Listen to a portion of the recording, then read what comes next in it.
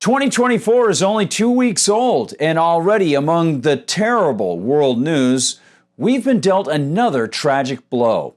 Saturday, January 13th, beloved lurcher and lurker hiding behind fake stats and sophistic claims of environmental enlightenment, climate czar John Kerry announced he's vacating the auspicious post he's been using to save the planet. I know, so many tears. One wonders if stock and facial tissues will rise due to the horrible news. Hi everyone, I'm Gardner Goldsmith for MRC-TV, and I, perhaps like you, might have a hard time holding things together right now. You know, among the many reporters who got us this soul-searing information, the New York Times' Lisa Friedman breaks it to us with gentle, or perhaps genteel, considering John Kerry's haughty personality, with genteel aplomb.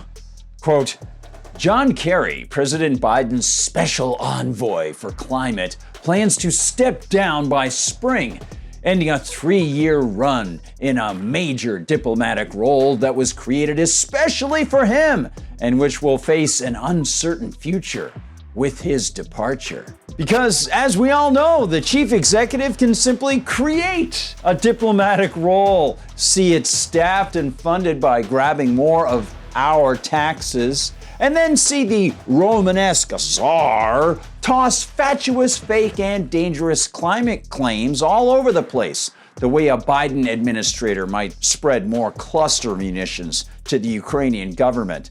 And Friedman seemed to want to add to the fantasy. Mr. Kerry, 80, has served as the president's top diplomat on climate change since early 2021, working to cajole governments around the world to aggressively cut their planet-warming greenhouse gas emissions. And remember, even though Kerry and his officious, tyrannically minded climate cult collectivists have no reliable data, and there has been no actual U.S. treaty approved by the legislative branch, Kerry's efforts, Friedman insinuates, have brought back a sense of honor, a polish of international cooperation to the command and control Stalinism of subsidizing anti-economic electric vehicle companies, pushing for carbon taxes, restricting nitrogen fertilizer, demanding people eat less beef,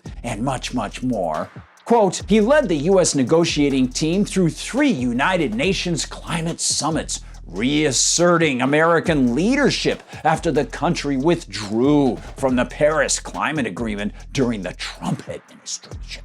Well, God forbid anyone recognize the falsehoods underlying every climate agreement and the fakery of acting as if they're treaties, or the fact that if they were treaties, they would neither pass the Senate for approval nor comport with the U.S. Constitution. She just adds, quote, on Wednesday, Mr. Kerry met with Mr. Biden in the White House to inform the president of his intention to resign, according to one person familiar with the meeting.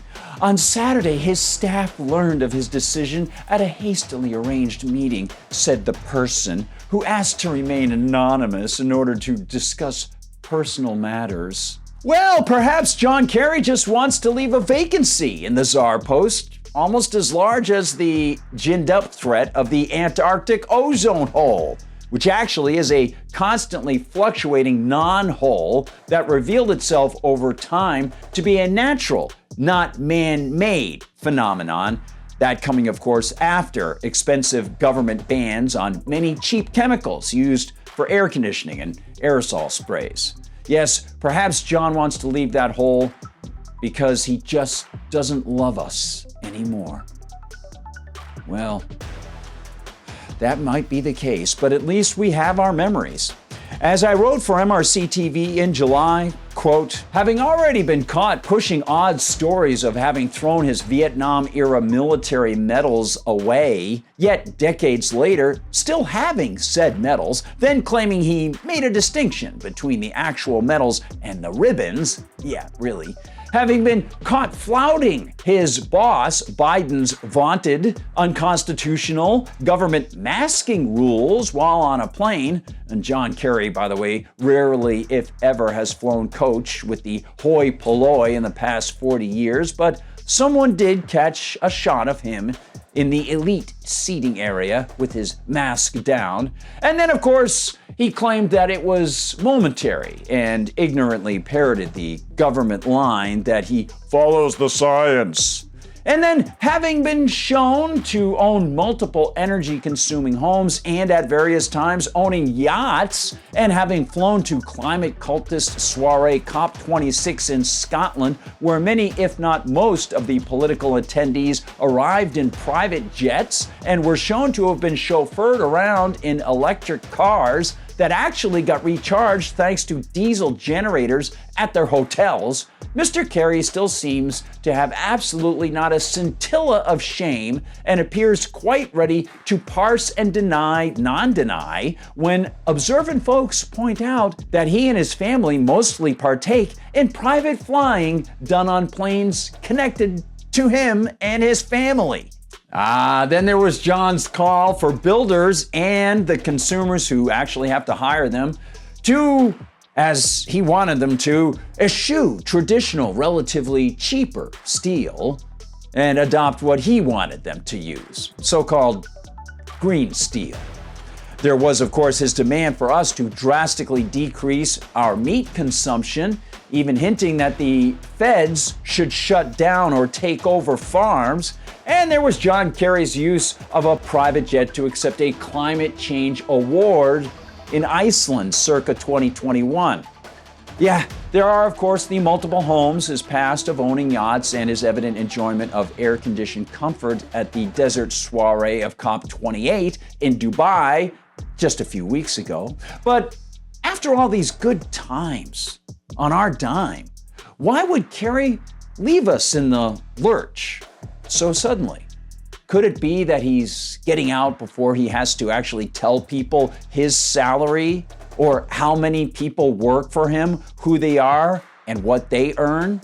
After all, when reporter and radio host Howie Carr in 2022 tried to get that information, the Boston Herald, for which Carr writes, discovered, quote, Kerry's office told the Herald, where Carr writes a column, that they would have to submit a FOIA, Freedom of Information Act request, and could expect to hear back by 2024 to find out how much money Kerry is taking in from government coffers. And numerous congressional committee calls for Kerry to provide the facts have seen Kerry simply not comply.